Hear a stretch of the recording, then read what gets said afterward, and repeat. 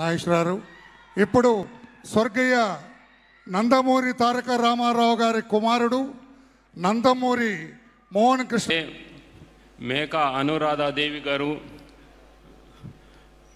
పుట్టినందువల్ల ఆవిడ పేరు మీద ఈ ప్రొడక్షన్ కంపెనీ స్టార్ట్ చేశారు.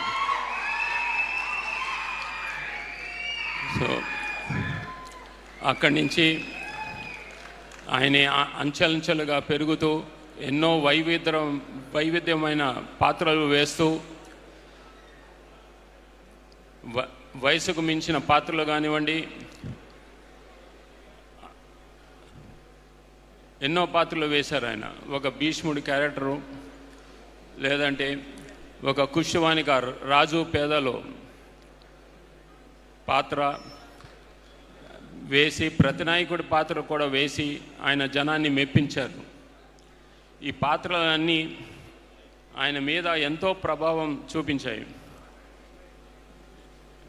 పుండ్రకాక్ష గారు నిర్మించిన మహామంత్రి తిమ్మర్సులో ఆయన శ్రీకృష్ణ దేవరాయలు